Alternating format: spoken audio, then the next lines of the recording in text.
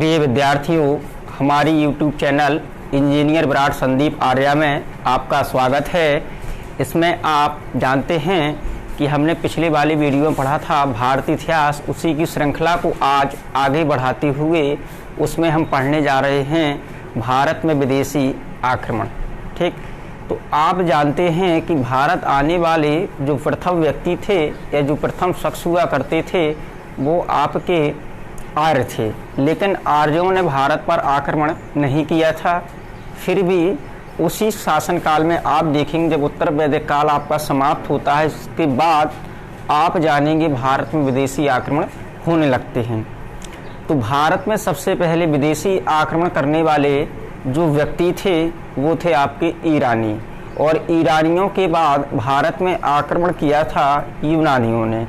तो सबसे पहले आप पढ़ेंगे भारत में विदेशी आक्रमण, तो आप जानेंगे सबसे पहले आक्रमण करने वाले जो व्यक्ति थे वो ईरानी थे। इसके बाद आपके यूनानी आते हैं। इसके बाद आप इसी में पढ़ेंगे भारत में विदेशी आक्रमण की और आगे यदि स्थिति जानेंगे तो शाक, कुषाण, पहलव आदि वंश भी विदेशी थे, जिन्होंने भारत पर अधिकार कर लिया कुछ क्षेत्रों पर, वहाँ पर एक नए वंश की स्थापना कर दी। तो भारत कुछ ऐसा भी था जहाँ पर विदेशियों का शासन हो गया, और कुछ भारत ऐसा था जहाँ पर देशियों का शासन हो गया, देशी राजाओं का शासन हो गया। तो आप सबसे पहले ईरानी आक्रमण पढ़ें तो ईरानी आक्रमण 516 BC में हुआ था। ईरानी आक्रमण करने वाले जो प्रथम व्यक्ति थे वो थे आपके दारा प्रथम। इस दारा प्रथम ने भारत में प्रथम विदेशी आक्रमण किया और इसने भारत के पश्चिमोत्तर प्रांत को जीतकर अपना 20वां प्रांत बनाया। इसे 19 प्रांतों से लगभग जो इसकी आय थी वो इस आय की 1/3 हिस्सा हुआ करती थी। इसे इतना लगभग टन सोना मिल गया था, कुल आय का 1/3 हिस्सा भारत के पश्चिमोत्तर प्रांत से मिलता था। इसके अलावा इसने भारत के पश्चिमोत्तर प्रांत को जीतकर 20वां प्रांत बनाया था, और यहाँ से इसे इतनी आय प्राप्त हो गई कि कुल आय का 1/3 हिस्सा इसे पश्चिमोत्तर प्रांत से मिलने लगा था। इसके अलावा ईरानियों के भारत में यदि प्रभाव की बात करें कि इसका प्रभाव भारत में क्या पड़ा, तो भारत में इसका प्रभाव आप देखेंगे भारत में खरोष्टी लिपि का जन्म हुआ। अब भारत में खरोष्टी लिपि का आगमन हो गया जो पश्चिमोत्तर प्रांत में हमें देखने को मिलती है।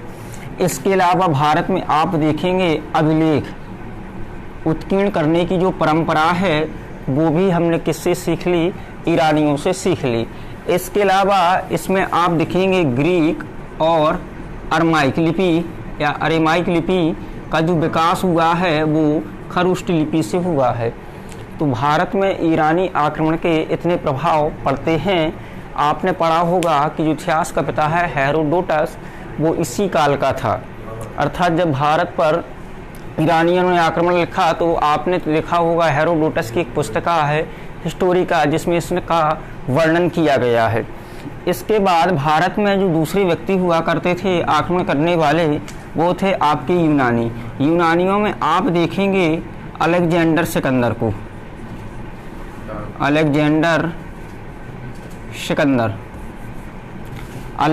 सिकंदर ये मकदूनिया का निवासी था। इसके अलावा आप जानेंगे कि इसके पिता का नाम फिलिप था तथा यह अरस्तु का शिष्य था। इसके अलावा जो अलेक्जेंडर सिकंदर था ये विश्व विजेता बनना चाहता था और इसकी नज़र भारत में पड़ती है। तो आप देखेंगे ये सबसे पहले 329 BC में अपने देश से चलता है और 326 BC में ये भारत के पंजाब प्रांत पर चला जाता है। और आप देखेंगे उस समय जो पंजाब का शासक था वो पोरस था। तो आप जानते हैं सिकंदर और पंजाब के शासक पोरस, इन दोनों के मध्य 326 BC में एक युद्ध होता है जिसे हम कहते हैं हाइडे स्पीच। इसे यूनानी ग्रंथ में बोला जाता है हाइडे स्पीच, या इसी को बोला जाता है वितस्ता या इसी को बोला जाता है झेलम युद्ध। इसके 3 नाम हैं। आप जानते हैं कि झेलम नदी का जो पुराना नाम है वो बतस्ता है। यूनानी ग्रंथ में से हाइडेस्पीज। तो पूछ लिया जाता है कि बतस्ता या हाइडेस्पीज या झेलम का युद्ध कब हुआ था, तो आप बताएंगे 326 बीसी में हुआ था। सिकंदर और पंजाब के शासक पोरस के मध्य हुआ था। इसमें आप देखेंगे संधियां होती हैं, तो वो सिकंदर जो होता है वो सिकंदर भारत की सीमा को और पार करने की सोचता है, लेकिन वहाँ पर उसे ब्यास नदी मिलती है, तो सिकंदर की सेना ने ब्यास नदी को पार करने से मना कर दिया था। मना करने के कई कारण हैं, जैसे इसमें पहला कारण आता है कि सिकंदर की सेना को लगभग अपने देश से निकले हुए 3 साल हो गया था, तो सिकंदर की जो सेना थी वो थक गई थी। इसके अलावा वो लगातार युद्ध करता चला आ रहा था सिकंदर, तो सिकंदर की आधे से ज़्यादा जो सेना थी वो घायल हो गई थी और कुछ सेना मर गई थी।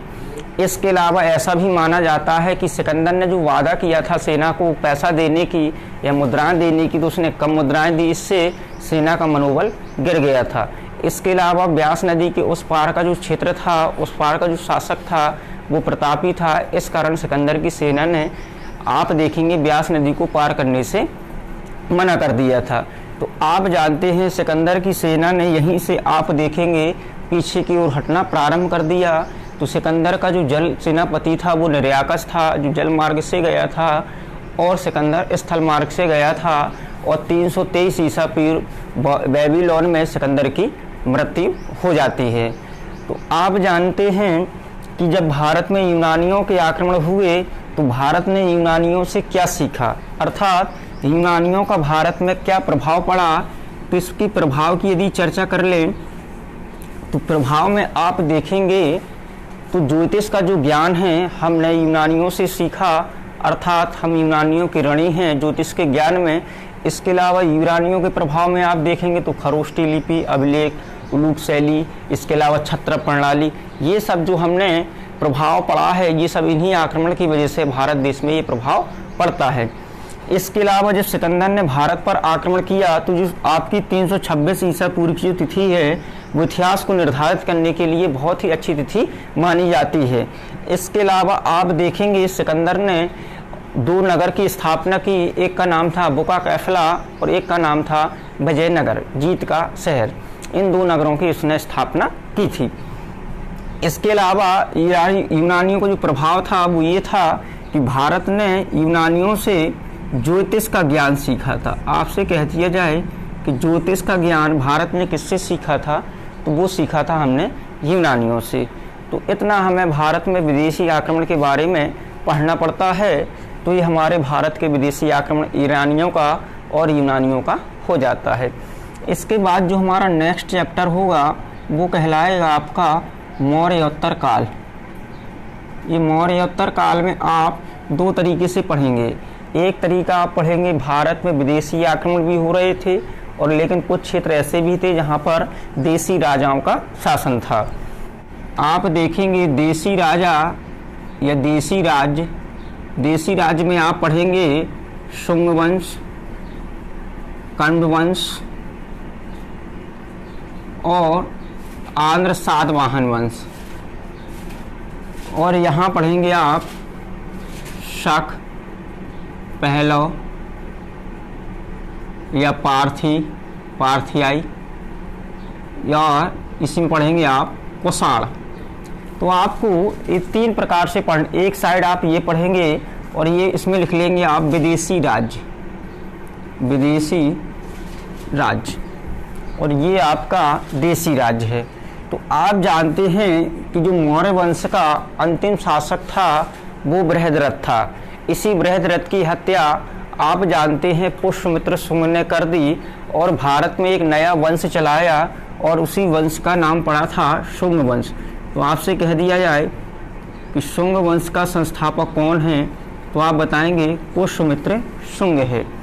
इसी पुष्यमित्र शुंग के दरबार में महाभाष्य के जो लेखक हैं, महाभाष्य के लेखक पतंजलि रहते थे। आपसे कह दिया जाए कि पतंजलि किन के दरबार में रहते थे, पुष्यमित्र शुंग के दरबार में रहते थे। पुष्यमित्र शुंग ने 2 अश्वमेध तथा 1 राजसूय यज्ञ करवाया था, किसके नेतृत्व में आपसे पूछा जाए तो पतंजलि के नेतृत्व में।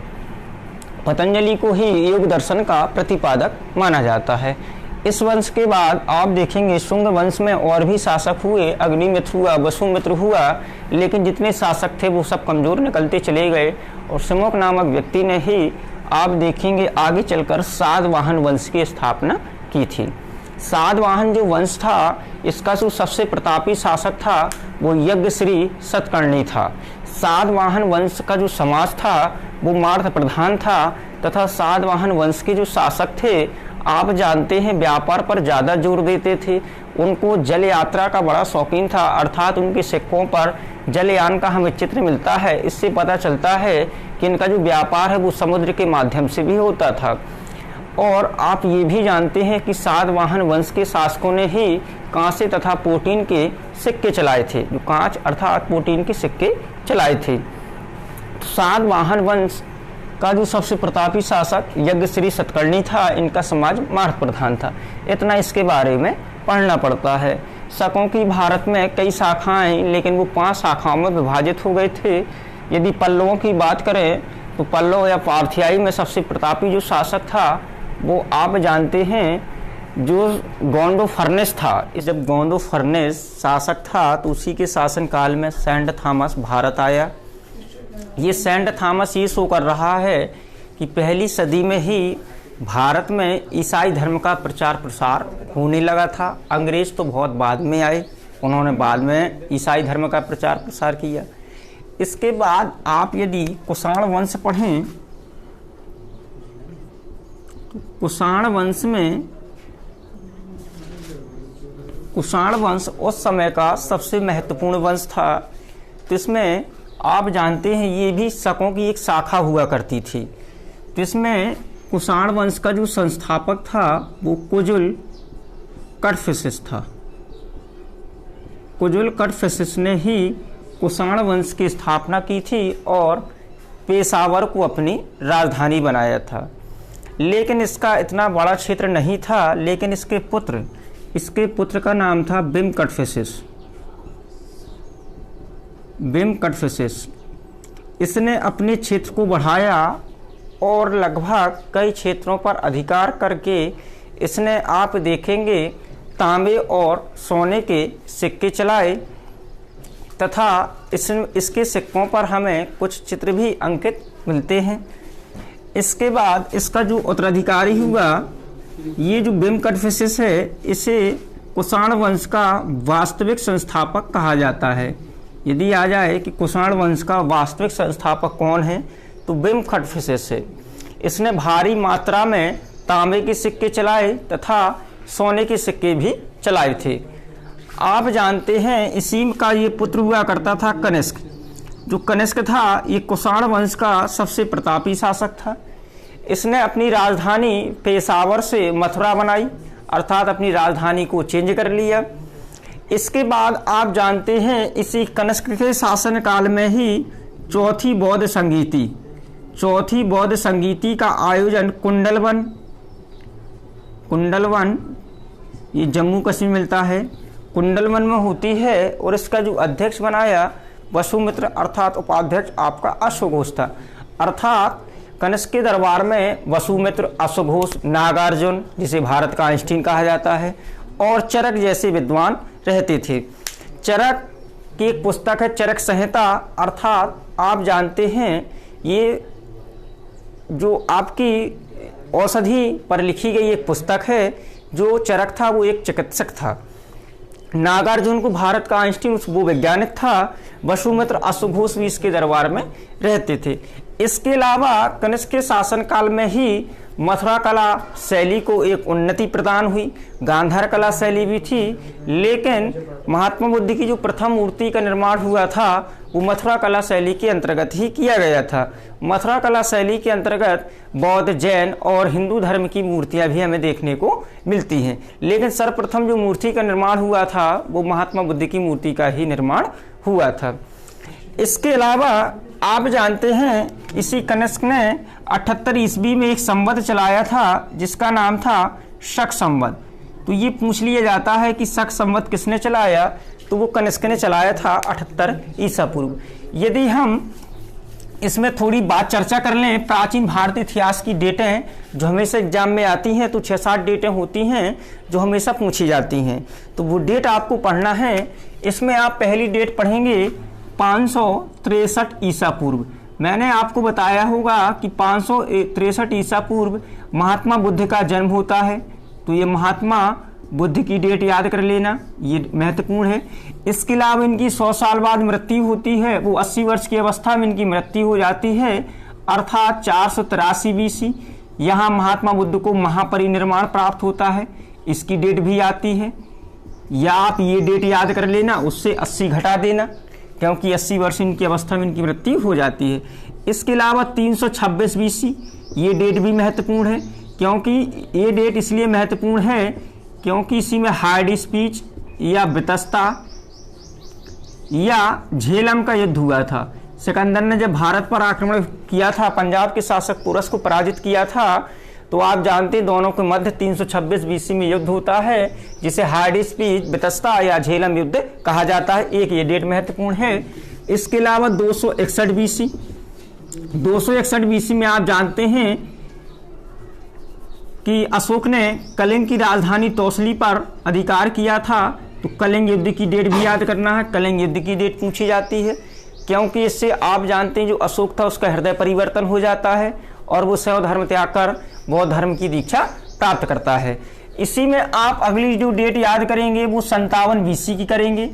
इसमें आपका देखेंगे विक्रम संवत चला था, पूछ लिया जाए कि विक्रम संवत कब चला, तो वो चला था 57 ईसा पूर्व। ठीक, इसके अलावा अगली जो डेट आपसे पूछी जाती है वो पूछी जाती है 78 AD की। 78 AD या इसी को हिंदी में बोलते हैं ईसवी। ये क्या था आपका, ये था शक संवत। ये शक संवत मैंने अभी बताया कनिष्क ने चलाया था। इसके अलावा प्राचीन भारत की अगली डेट महत्वपूर्ण है 319 ईसवी या इसी को AD कह सकते हैं हम, एनो डोमिनी। 319 ईसवी में आपका चला था गुप्त संवत। तो प्राचीन भारत की ये डेटें आपकी एग्जाम में आती हैं, इसके अलावा कोई भी डेट आपकी एग्जाम में नहीं आती है। 563, 483, 326, 261, 57 BC, 78 AD और आपका 319 AD। तो हमें केवल मौर्योत्तर काल में इतना ही पढ़ना पड़ता है। इसके बाद अगला जो हम वंश पढ़ेंगे वो पढ़ेंगे गुप्त वंश। गुप्त वंश अगला वंश हमारा ये कहलाएगा गुप्त वंश।